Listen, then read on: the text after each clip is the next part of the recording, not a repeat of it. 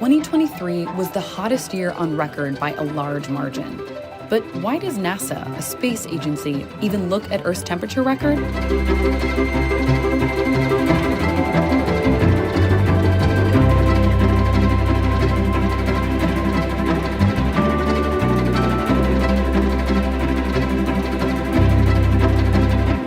Let's start from the beginning. NASA's Goddard Institute for Space Studies, or GISS, creates its global temperature record using land and ocean surface data collected from thousands of instruments and buoys around the world.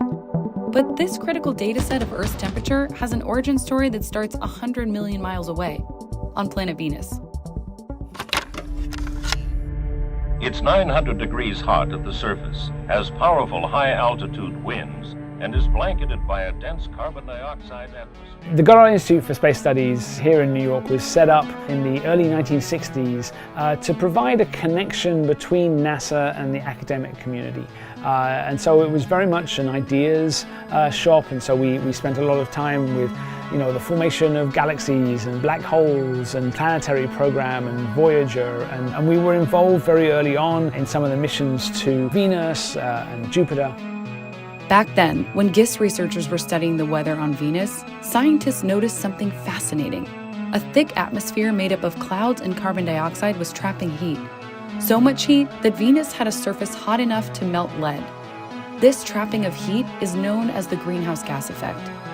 One of the lead Venus researchers at GISS, Dr. James Hansen, realized that greenhouse gases were also building up in Earth's atmosphere. So he switched his sights to his home planet and pledged to model the changing atmosphere of Earth.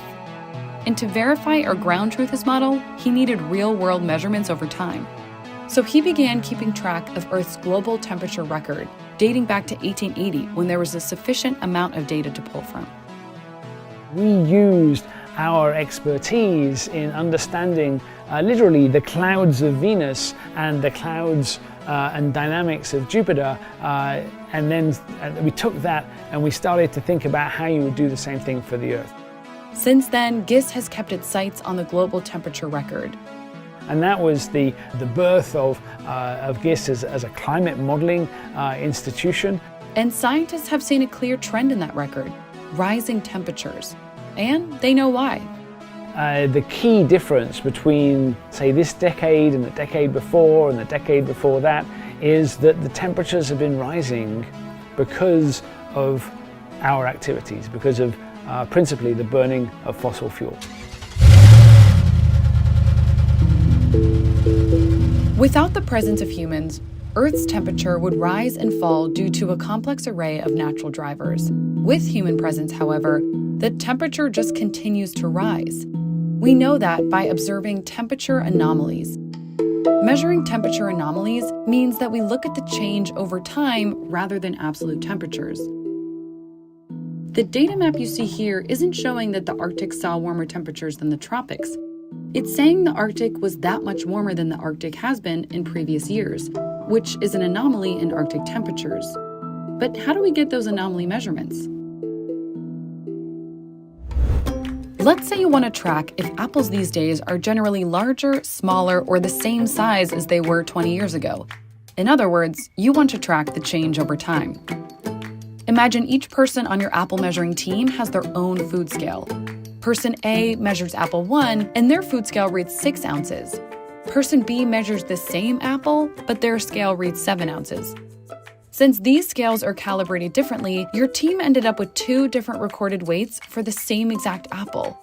There's some imprecision in the measurements.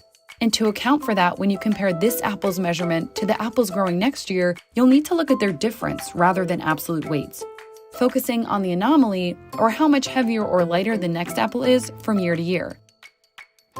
So for temperatures, while it would be great to have the same exact scale or thermometer all over the world measuring the temperature in the same exact way, we don't.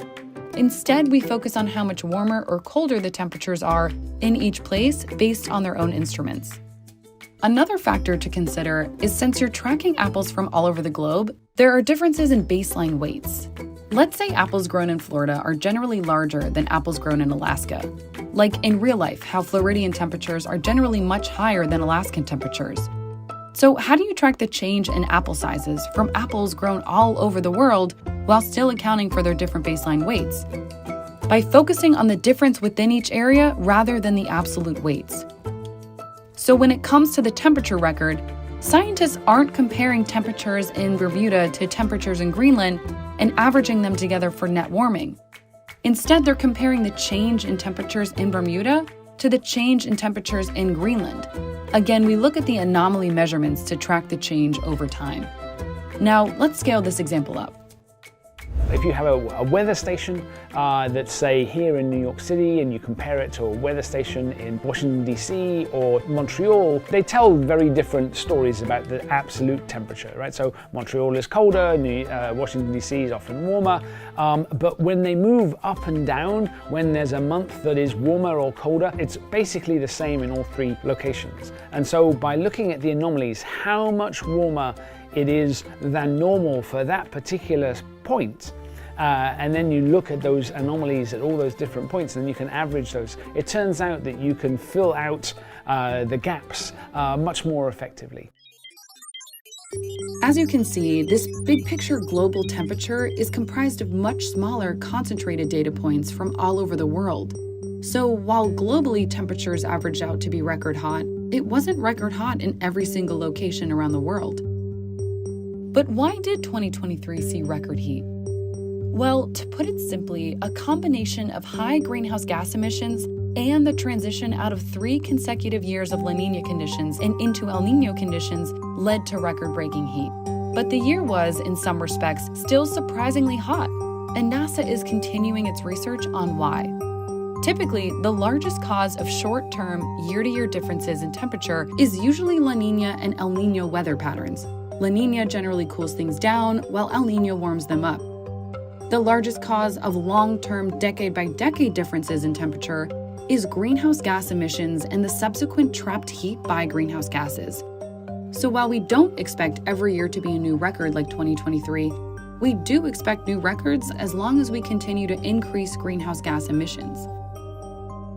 The key thing to take away from all of this is that the long-term trends are pretty much relentlessly up. We're going to continue to have records be broken because that baseline is moving all the time.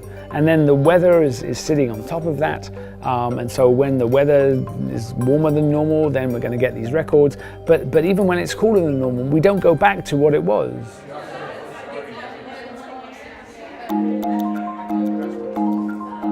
Hopefully we've answered some of your questions surrounding 2023's noteworthy temperature record. But you might be left wondering what we're doing about it. NASA is your space agency when it comes to powering solutions. We're helping other agencies and groups with efforts to reduce future warming. Clean solar and wind power is being planned using modeling from NASA Goddard's MERA and NASA Langley's POWER. NASA is also developing green aviation that aims to make air travel more sustainable through new flight technology. And we're also helping people adapt to climate change challenges that are already here through programs like OpenET, helping water management across the Western U.S., and Black Marble, which uses nightlight data to provide critical information to first responders after hurricanes and other hazards and disasters.